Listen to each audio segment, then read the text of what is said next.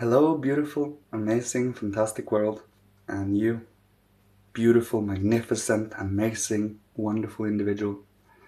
Today, I would like to speak about Michael, the countenance of God. I like to talk about Michael. He is kind of my hero, and he is one of God's favorite children. He is not called the countenance of God and is not the leading archangel, soon to be archai of the sun. In all times, in all civilizations, in all epochs, the sun initiate or the sun oracle, the sun priest, the sun leader has always been the guide for the rest of the planetary oracles. The sun has all of the other planets within its own being. It is the leader, it is the guide, it is the warmth, more or less, the center of. So if our solar system was a being, the sun would be kind of our center. Now, of course, the center has moved from the sun to the earth, ego-wise, but the sun is still cosmic intelligence in a sense. We just need to connect the earthly to the sun again, since we are to become sun beings over incarnations to come. Michael is so far past, so far developed beyond his own development that he is appointed a leader because of it. Think about it. Do you think they choose the least experienced, the least developed of all the beings to be leaders? That wouldn't make sense. That drags down the whole standard. It is those that dedicate themselves fully to the cause, those that sacrifice their time, their effort, and Michael, well, is kind of the number one spiritual being to do so in the third hierarchy. The sun being an archangel Michael. When you close your eyes and feel the auric fields, there are living spiritual beings of our solar system, and every leader of every planet has an archangel. Of all the archangels that are seen in the auric field, Michael is by authority and his power the biggest of them. He is towering above every one of them. So of course they would be his small little brothers. They love him as their son, you see? That is Michael's relation to the other archangels. Of course, now that we lost the spiritual connection and haven't gained more or less an imbalance on this planet, the other planets have kind of been unaligned and chaotic and fighting against each other. The 7 streams, remember? 7 heads? They are starting to fight each other. Without the sun as its guidance, without one center as its guidance, it won't be able to truly align, harmonize, and become one stream. 7 eyes and 7 horns in one being, you see. It is about having that one, many in one, but still being one, but knowing that we are many in a sense. Not many personalities like in cuckoo, but many as in we are built up by many beings. That also includes lower beings. Our hardening, we are condensing and hardening, that is Ahriman's work. That our blood and certain parts of our being is constantly vaporizing and constantly dissolving is also a truth. That is Lucifer. These two different are clashing and fighting each other kind of to bring a perfect balance for an ego to reside within a mineralized and physical body. You see, they have their place here despite you see, if we let the dissolving or the hardening to bleed into areas they don't belong, illness occurs. You see? So if we are to study the physical materialistic world, we study only that with with physical materialistic science. If we take physical materialistic science, move it to worldviews and see the universe that way, no. If you take spiritual materialistic science and put it into medicine, then you might believe that you can build any kind of medicine that can affect certain receptors of your brain to create healing. Problem lies in if you are affecting only one spot of your body, the rest of your body will become imbalanced. You cannot design medicine like that. Spiritual healing, true health comes from healthy conduct, healthy actions, feelings, and thoughts. I promise you, if you actively are immersing yourself in these things, you are constantly counteracting these illnesses and diseases. These shows up especially and are especially favored to be within a chaotic and a rowdy and an impulsive and immoral being. That is but reality. There are also karmic situations with illnesses, and those situations are meant so that the person afflicted with such pains are to overcome identifying with it, so they can find out who they are outside of that, so they can find out what their values are outside of saying I am this or I am that and I am that and I am that. We are meant to find our inner potential despite having been diagnosed or having certain challenges. It is what we have been given and how we are using it, how we are conducting ourselves in the world. By having Michael as a cosmic bigger brother that watches over us, would you want to be a rascal and immoral in the presence of such a sublime being as Michael, with his glowing blue sword? No, I would rather become his soldier. I would rather be under his wing. Please, to guide me and to be a bigger brother, more or less. And to impress the bigger brother Michael, you can imagine that is not an easy task. He is a stoic, stern, silent type of being. He doesn't speak as much as the other archangels do. The other archangels are as talkative and as chatty as ever. Michael is that being that either sits silent in disappointment, or silent and nodding in approval when you have actively used your effort to use your thinking and feeling and willing, your own inner powers to cultivate your own being, is what Michael loves. He loves you doing work that helps all of mankind and the development of this earth. He truly is there are a few archangels that are so nurturing to us human beings as Michael is. His care for us is unparalleled. It is just, of course, he is under the Christ, and the Christ's devotion and love for mankind is unparalleled. And hence, so is Michael's. It is all about connecting to these things and having the feelings, the grand. They are so big, they are so amazing. They are cosmic, they are solar system, planetary, star beings. And to fully become aware that they are not like us. They don't have a physical mineral body like us.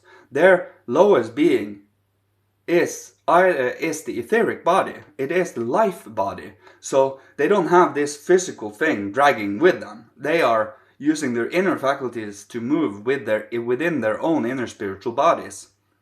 The sun, as you see it as a gas ball there, is inhabited by countless spiritual beings. The sun wouldn't be able to move, wouldn't be able to spit out sun flares or anything. It wouldn't be able to be a sun without the activity of the hierarchical beings within it. It's the same with all the other planets. The planets are moving and act like they do because spiritual beings are working upon that planet. It's the same on this earth. Volcanic eruptions, tsunamis, earthquakes, but also the good things that comes on this earth is because of human karma. The more we mess up on this planet earth, the more we destroy, the more we are hatred, the more all of these degrading things for human beings to think and to feel and to act on, is what brings karma and physical results thereafter. You seriously think we just do an action and nothing will come of it? It will spread and root out to many, many different results in a sense. It will affect the whole. Every action do, every feeling do, every thought do. So the more you are aware of it and the more you are in alignment with higher beings, in freedom and consciousness, you cannot be forced to do it. You have to do this in freedom. You have to do this. The archangels can even test you and cut off your connection for a little while, so that you become a little confused, and then they'll see if are you still going to stick with us, or are you going to curse the existence because you are struggling a little. You see, because if they constantly connect to us and constantly allow us to be aware of them, we forget that we are individual, free human beings. Would you want to go around making mistakes and errors and learn from them when you know that higher beings are there to guide us and to give us what we need? No, because it would be the easy way out. We were just given, but we have to inculcate freedom from experience and struggle. It is sad to say, but it is truth.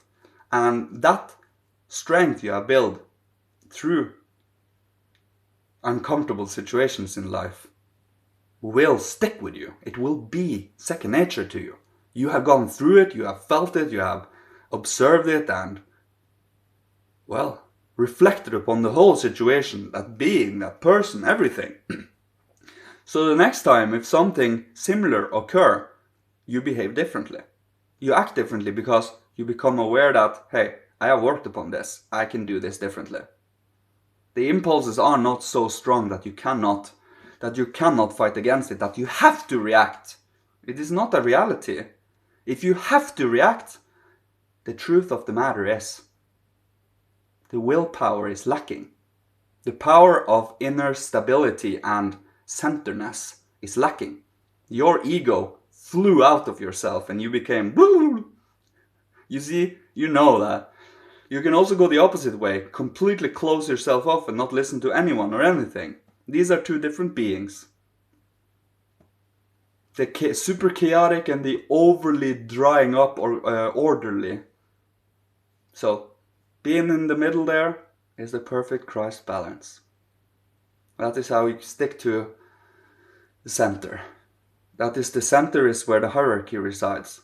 On any two extremes you won't find any beings of higher hierarchy there. You have to stay in the middle, on the narrow path, on the moral path, and Michael will show his grand, amazing, beautiful being to you. When you are ready for it, of course. He is very overwhelming and he is Michael, the countenance of God. So, impressing him and every day reminding you that Michael is here. Now that is a dedication, wouldn't you say? Wouldn't you say that is something to follow along on? I think Michael can be trusted. I am in full belief that he can be trusted. And that is why he is my hero. So, I will leave you with this. Thank you so much for watching my videos, doing your work, cultivating what you are meant to cultivate, living young and strong within your being no matter how physically old you are, holding that warmth, not letting yourself become sclerotic and hardened in life because of the struggles, but allowing yourself to fully be permeated by the divine beings, that allows you to be softer, that allows you to be more inclusive, that allows you to be more of a warrior. And not a physical warrior. That is long, long past. And of course, we are to go through another conflict in the future, the last one. But it is about connecting and cultivating and dedicating ourselves to the cause in courage and freedom. You have to have courage, because more or less the whole world is crowning us with thorns, you know, ridiculing, scorning, spitting, and don't find this very funny or don't find this very enthusiastically. That is what we call the crisis in the demon realm. When the Christ came down to this earth, they knew their time was up. This barricading and this hoarding and this, you see, you know what I mean. They are fortresses, but that is because that is the only thing they have going for them. They have no spiritual guidance, no spiritual protection, other than we don't want that kind of protection. No, the higher beings don't care very much about materialism and hoarding and money and objects. It's life, you know? Being grateful for whatever little thing you have right now. For the life you have. For the few little things you ask the higher beings for in humility. Because if you are craving and demanding and saying, I want this and that and that, would you give such a person those things? It's so demanding, you know? Humility is the way to go. Because no one likes a prideful being, no one likes arrogance, but no one likes timidness either. It is that perfect balance of both power and authority for one's own inner teachings, but also the love and warmth that is required to know that these teachings are not to reprimand and to judge and to point to break you down. No. This is for you to be given a different perspective, so you can either choose to cultivate what is good, true, and beautiful, or leave it. It is nothing worse than that. Because we have the freedom to take it or leave it. Seriously. We don't force anyone to do anything. And that is the important part. Because if we were meant to be forced to do good, God would have done so long ago. We would become a hierarchical part of the hierarchy. We wouldn't be having the freedom we have because we followed along on God's path. But we have freedom. And we're meant to cultivate to come into God's path in freedom, you see? With our inner faculties of perception and freedom. Growing into spiritual beings that can have, well, the potential and the responsibility to guide lower beings. And we need to have every kind of corrupted, self-egocentrical and lustful, passionate, impulsive things to be rooted out, purified and ennobled, so that we can weave into the world ether, goodness and truth, dedication, beauty. Thank you. I love you so much. May Father, Holy Spirit, Christ, Michael, higher hierarchies, ancient masters of old, ancestors from every incarnation, bless, protect, guide, and love you on your amazing, beautiful, unique path to the divine and to the hierarchy and to the perception of the spiritual world. Love you all. Thank you so much. Goodbye.